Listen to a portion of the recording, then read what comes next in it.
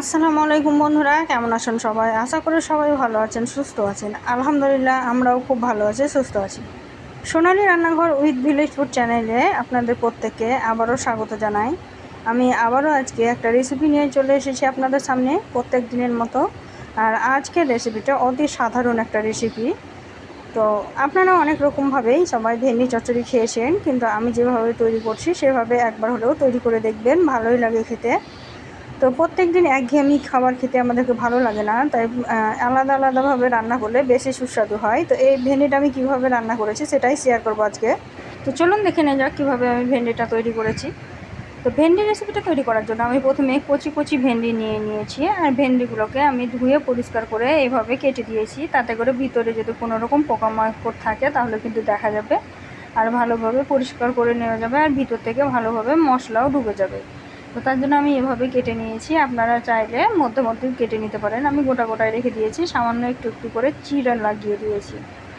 তো দেখতেই পাচ্ছেন এখানে আমি খুব বেশি ভেন্ডি কিন্তু নিইনি। তো আপনারা আপনাদের পরিবারের সদস্য অনুযায়ী ভেন্ডিটা নিয়ে নেবেন, কম বা বেশি। আর এই ভেন্ডির রেসিপিটা কিন্তু একদম সবুজ থাকবে কালারটা, আর খুব অল্প মশলায় কিন্তু রান্না করব।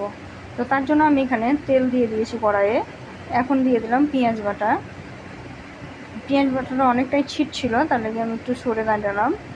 তো এই তো পেঁয়াজ বাটা দিয়ে একটু নাড়াচাড়া করে দিলাম। তারপরে সামান্য একটু আদা রসুন বাটাও দিয়ে দিয়েছি আমি। তো প্রথমেই বলেছিলাম যে এটা আমি খুবই কম মশলায় তৈরি করবো, তাও 1 চিমটি করে সব কিছু মশলা আমি অ্যাড করব। তো এই তো দেখতেই পাচ্ছেন আদা রসুন আর পেঁয়াজ ভালোভাবে ভাজা হয়ে গেছে।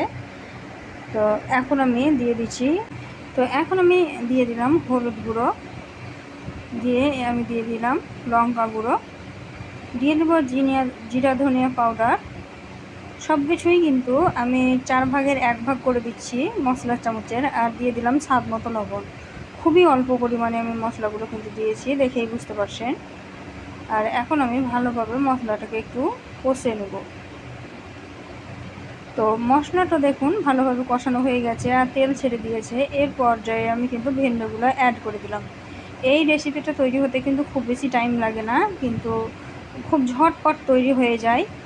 একবার হলেও ট্রাই করে দেখবেন বাড়িতে, তৈরিটা কিন্তু ভালোই হয়। আর ভেন্ডি কিন্তু অনেকে অনেক রকমভাবে পছন্দ করে খেতে।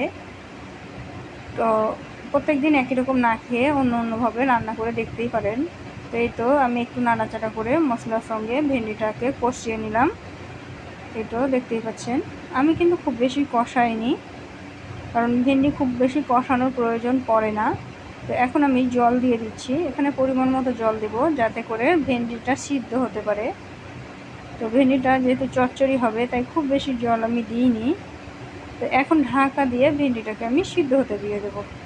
তো বন্ধুরা, ভিডিওটি যদি প্রথমবার দেখে থাকো আর আমার চ্যানেলের যদি নতুন সদস্য হয়ে থাকো, অবশ্যই আমার চ্যানেলটিকে সাবস্ক্রাইব করে দেবে, পাশে থাকা বেল আইকনটিকে প্রেস করে দেবে। আর এই ধরনের আরও নিত্য নতুন রেসিপি পেতে আমার চ্যানেলটিকে অবশ্যই সাবস্ক্রাইব করে দেবে। আর ভিডিওটি যদি ভালো লেগে থাকে অবশ্যই লাইক শেয়ার কমেন্ট করে দেবে। আর তোমাদের একটা লাইক আমাদের মোটিভেট করে নিত্য নতুন রেসিপি তৈরি করার আগ্রহ বাড়ায়। তো দেখতেই পেলে ভেন্ডিটা কিন্তু ভালোভাবে সিদ্ধ হয়ে গেছে। তো এখন ভিতরে কিন্তু জল আছে, আর এই জলটা আমি ভালোভাবে শুকিয়ে নেব, যেহেতু এটা চচ্চড়ি রেসিপি হবে। তো দেখতেই পাচ্ছেন ভেন্ডিগুলো কিন্তু খুব সুন্দরভাবে সিদ্ধ হয়ে গেছে, আর ভিতর পর্যন্ত মশলাও কিন্তু ভালোভাবে ঢুকে গেছে।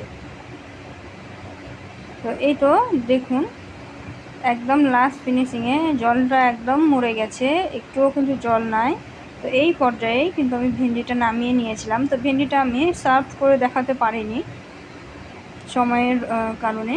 তো বন্ধুরা দেখতেই পেলে কত কম সময়ের মধ্যে আমি ভেন্ডিটা তৈরি করে ফেললাম। তো ভেন্ডিটা কেমন লাগলো, ভেন্ডি রেসিপিটা অবশ্যই আমাকে কমেন্টে জানাবেন। আর ভেন্ডিটা যদি ভালো লেগে থাকে অবশ্যই লাইক শেয়ার কমেন্ট করবেন।